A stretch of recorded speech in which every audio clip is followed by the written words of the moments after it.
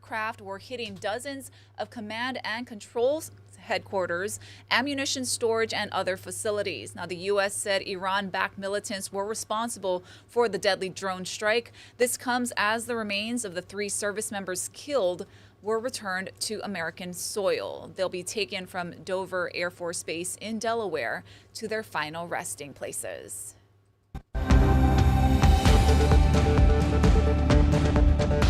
Well, it is official, everybody. We are forecasting for wind gusts on the back half of this weekend to reach up to 50 miles per hour. Friday and Saturday were already first alert weather days, but we are including Sunday as a first alert weather day as well. For those asking, what is a first alert weather day? We're just trying to get your attention and let you know that the weather is going to be more impactful than usual on February 2nd, 3rd, and now the 4th. A fast-moving cold front is set to move across the state on Friday, with some localized heavy rainfall being possible. The heaviest of the rainfall is set to be on parts of Maui and the Big Island, but the main threat that we're tracking with this system is the strong winds behind the front. Weather models recently have been outputting weaker winds on Friday and Saturday, with the strongest winds on Sunday. The reason we're focusing so close on this weather pattern is because of the way strong winds have been impacting infrastructure recently. Some strong winds have led to downed power lines, which eventually led to power outages, and we could also see downed trees going forward into the weekend because of the strong wind gusts. The strong gusty winds will build in throughout Friday evening, continue strengthening throughout Saturday, and will be the strongest on Sunday. Sunday is your best chance to see those wind gusts reach up to 50 miles per hour. And the winds will slightly weaken on Monday and Tuesday. Please stay weather aware heading into this weekend. A great way to do that is to download the Hawaii News Now First Alert weather app. You can check our latest video forecast there at any time, and also look at the radar.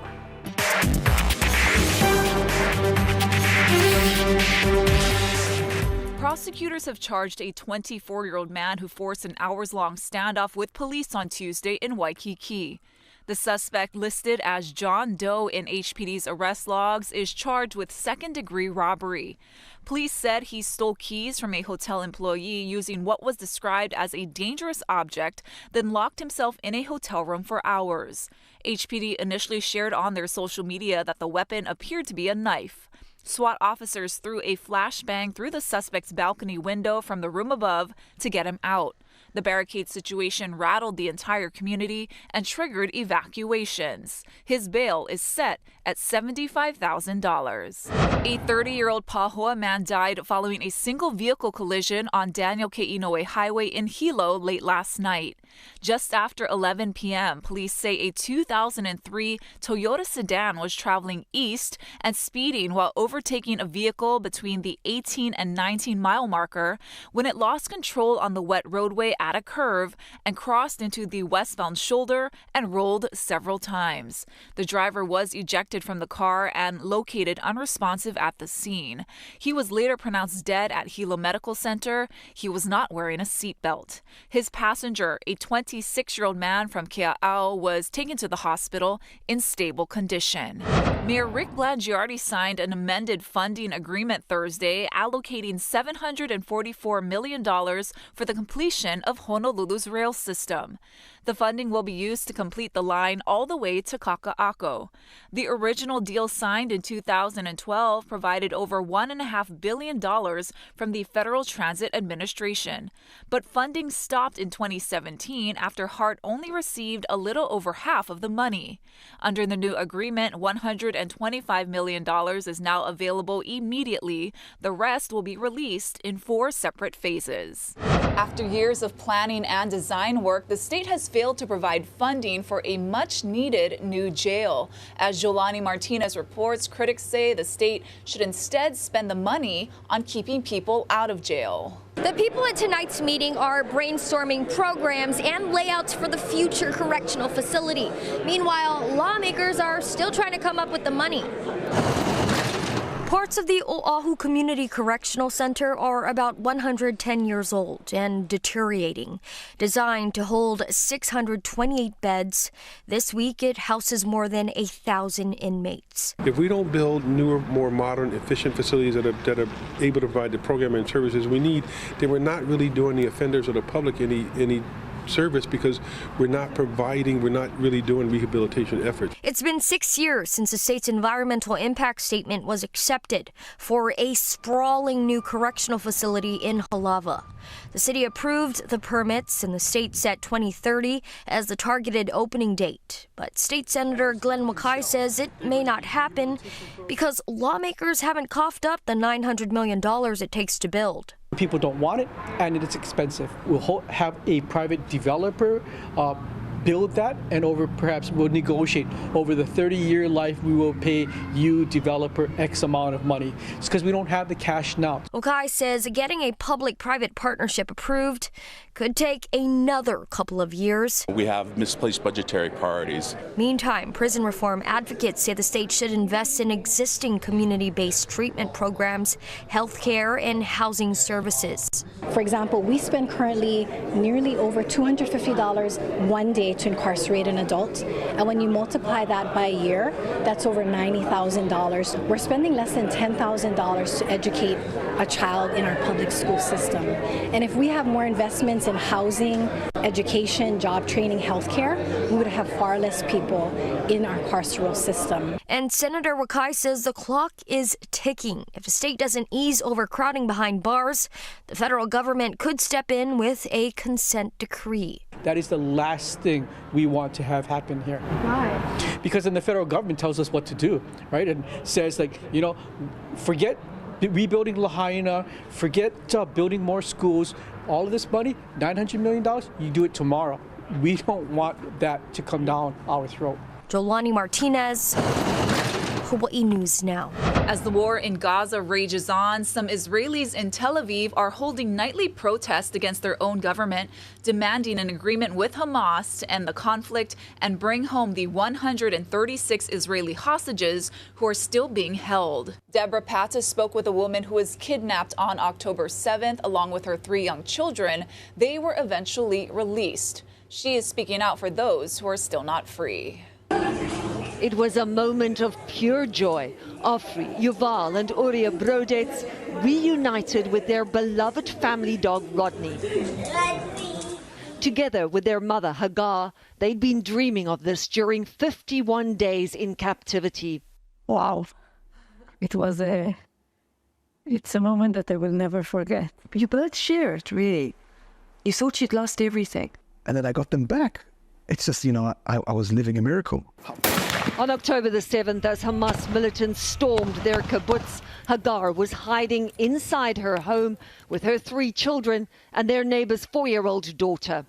The fear that you feel when you hear the death is coming. Her husband, Avichai, was wounded in the attack. He thought they were dead, but they'd been taken to Gaza, where they were held in a building above ground. Did you hear the fighting? Yeah. The house when we were stayed, it was collapsed from the IDF bombing. And what did you say to your children? How do you give them hope? I just told them every day it's gonna be okay. But it was not okay. Not only were they smack in the middle of the war, Hamas had told her her husband was dead. So you spent all your time there grieving? I didn't cry because I couldn't cry. I have to take care of my kids. I was sure that Israel will rescue me. But after you're staying there for such a long time with your kids, you lose your hope. Avichai never lost hope, inspiring the campaign to bring them back now. But he's worried the Israeli government is not doing enough to bring the rest of the more than 130 hostages home. And I think they're being paid to do something and they're not doing it. They're not bringing people back. They need to know that it's their only mission. His family is slowly healing. They all sleep in the same bed at night, and their dog Rodney never lets them out of his sight. He's like a pillow for their tears and for their hugs and for their bite. Does Rodney sleep in the bed? Yeah. So actually, it's 6. Yeah. He's the first one in and the last one out. Deborah Patta, CBS News, Tel Aviv. Nearly 6 months after the deadly Lahaina disaster, the first business on Front Street is now open. Chelsea Davis spoke with the owners. How's everything going over here? Very good. Some may say there's starting to be a sense of normalcy in Lahaina. Enjoy, you guys. Mala Ocean Tavern is the first business on Front Street to reopen after the fires nearly 6 months ago. Front Street is known as Ground Zero. The owners were able to get the National Guard roadblock to move down just a bit, just so people can come to their restaurant now. And everyone is welcome. The rubble surrounding them is still widespread, but the owners say reopening was important. We totally recognize we are reopening Lahaina. We are reopening Front Street, and we accept that responsibility very seriously because we want to rebuild this community. We're a part of it. Caleb Hopkins lost his home in the fire. He says reopening gives him and his team hope, and they hope it can do the same for their customers. As somebody that lost everything and we still have this, you come down here and you just see it's okay. It's okay. Like, yeah, you'll probably cry when you walk in the door.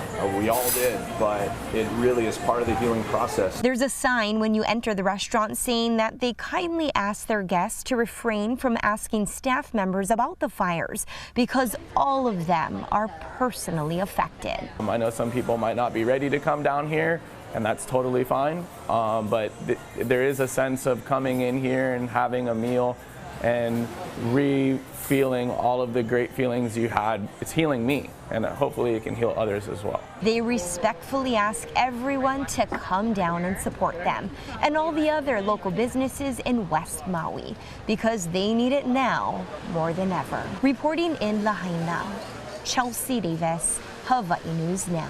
Drivers across the state were unable to renew their safety checks because of a tech problem yesterday, and there's still no word on when it will be fixed.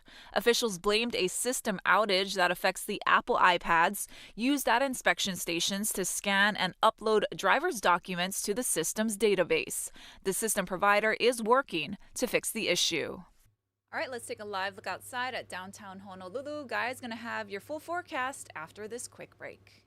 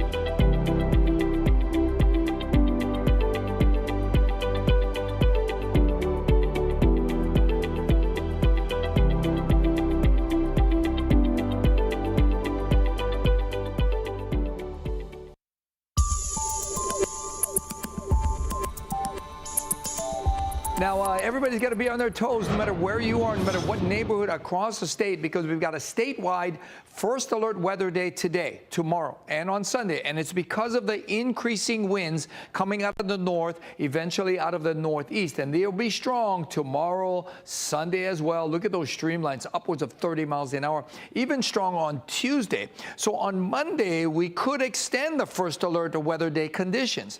But for today, tomorrow, and on Sunday, we have declared first alert weather days. And that's because of the strong winds. Not so much the rain. We'll see some scattered showers today, yes, maybe even some brief heavy downpours, but they will be brief. And then we'll see fewer showers for the rest of the weekend, although there might be a stray shower or two. Don't discount that. But be more aware and be prepared for these very gusty winds. I would put off any ocean activity. Hiking, not a good idea. We could get spotty power outages, down trees. And again, it's still expected to be windy on Monday. Slowly, things ease up, especially lighter winds on Thursday. Happy Aloha Friday, guys. I am here with Kyle Chin for your weekly sports recap. Now, as the Chiefs and the 49ers get ready for the Super Bowl, another football team that is getting ready for their season. Good intro. Rainbow Warriors. Yeah, spring ball is early, upon us. Not spring ball. It's an early spring ball. It's technically still winter, Davis. Oh, this is crazy. Yeah, but the Rainbow Warriors have begun spring ball, quote-unquote spring ball. They have about 4 weeks of practices. They're practicing 4 days a week. And kind of the reasoning behind that for Timmy Chang is starting it early so we can have a lot more strength and conditioning, field work like that in the back end before they get to the summer. So it's all strategic, but they've been hitting the ground running. They grabbed pads, they put on pads yesterday. So getting back into the football sense, and it feels like we never really left. Big question marks about the quarterback situation. Of course, Braden Shager made that move into the transfer portal, had a change of heart, and now he is back here with the Bows. How did practice look like for Braden? Again, picked it up like he never left. He is now in his third year in this system under Timmy Chang. Second year really fully in the run and shoot, and he looks as comfortable as he did at the end of last season. And I know people want to, what he did in the offseason kind of rubbed people wrong way a little bit, but he is the veteran guy, and he has the most grasp on the offense. And he has a connection with our new quarterbacks coach / offensive coordinator, Dan Morrison. And, both of us played college football. And when I think of spring football, I remember, having fun with the guys. It was a way to get better and get ready for the next season. But it was also a way to start some bonding with team members. Were you kind of seeing that out there? Yeah, definitely. I mean, this is a team that has a lot of continuity coming back on both sides of the ball. So the connection was already kind of pre-built in there. Now it's more of them bringing in the guys that they brought in and bringing them into the brotherhood and getting them connected. So I think as far as that standpoint, they're doing well, and they're a little bit ahead of the curve, obviously starting early. So they're already working together. They're having fun. They're screaming. They're going at it. Well, a lot of changes and a lot of optimism for this team having early spring football. It's very exciting. Kyle will have the latest reports from you. And everyone, if you want more reports, more sports updates, make sure to check out the HNN Overtime podcast hosted by Kyle and I and Sienna. And Kyle, we have some fun things coming up. Yeah, little definitely. Super Bowl things. Shows, little fun stuff coming up. Check out all the updates on our Instagram. Stay up to date with that. That's pretty much all you need to do, really. Really?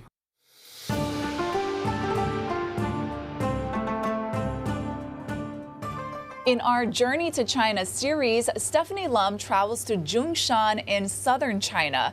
It's where most ancestors of Hawaii Chinese are from.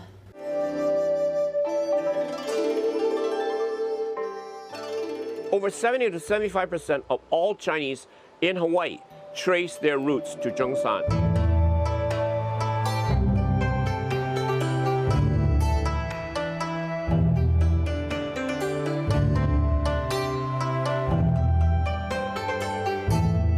Zhongshan is right above Macau, right across from Hong Kong. According to the Western history, Chinese came in 1789. But Chinese know better. It was before that.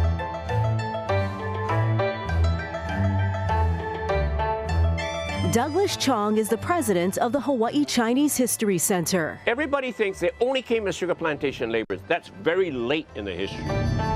Chong says the earliest arrivals came in 1785, first as sailors, then traders, and sandalwood exporters. From the 1800s on,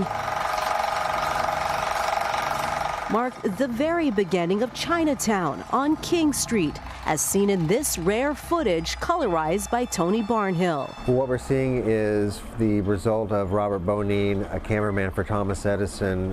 He had a camera that he hand cranked as he went down King Street on the electric rail. Some of the markets down at Mauna Kea Street, look very similar to how they look now, with their flapping awnings out there. They're selling fruit and fish. All these Zhongshan merchants start their stores, their community here. Although they had wives in China, all of them married Hawaiian white girls. Sometimes people say, my grandmother was pure Hawaiian. And yet when you look at her picture, she doesn't look it. She has white blood, she has Chinese blood. In 1879, a young Sun Yat-sen arrived from Zhongshan to Hawaii. He came and he saw and he wanted an education. Sun Yat-sen attended several schools, including Iolani and Punahou, to learn about Western history. And that's when he began to get ideas of how to modernize and unite China. We see his ideas about government for all people beginning to form. So after Dr. Sun Yat-sen's time here in Hawaii, he went on to lead the resistance. In 1911, Dr. Sun Yat-sen successfully put an end to Western colonialism and imperial forces in China. He is the father of our country. He is the father of modern China. Welcome to the former residence of Dr. Sun Yat-sen. His home is one of the most visited tourist attractions in Zhongshan, the county renamed after him. All the sugar cane grown in Hawaii, pineapple, mangoes, starfruit, pakalana, pikake, all of these things all came from Zhongshan. Today, more than 4 million people live in Honolulu's sister city. And this is Zhongshan at night. It's hard to believe this was once farmland. Now it is a major, bustling, bright city.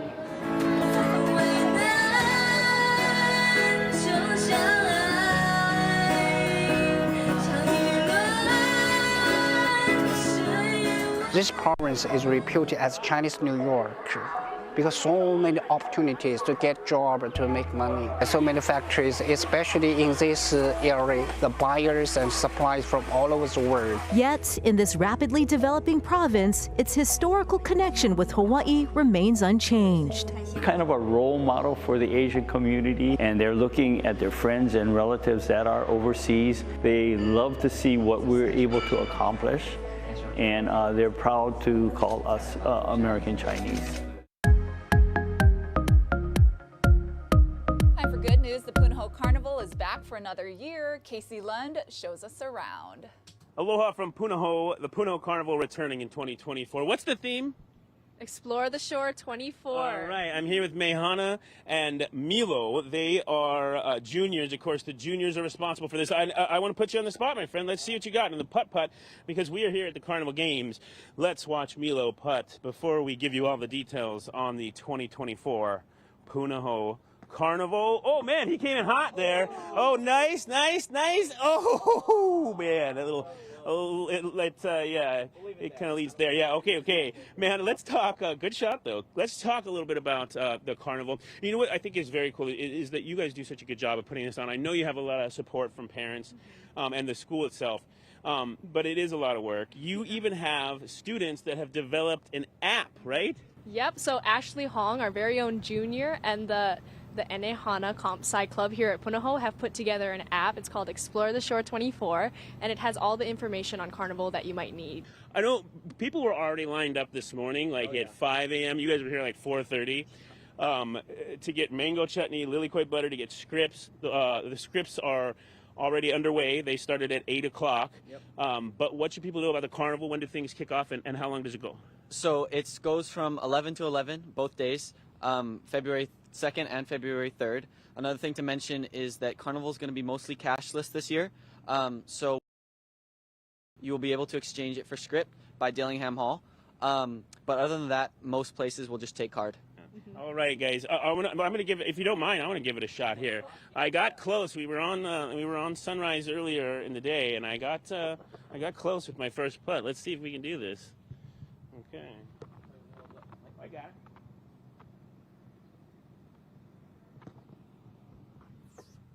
Oh, close. All right. Come down to the Punahou Carnival. We're hoping for good weather, but bring an umbrella just in case. There's, of course, a lot of places that are covered, like where we are, and things start at 11. Get down.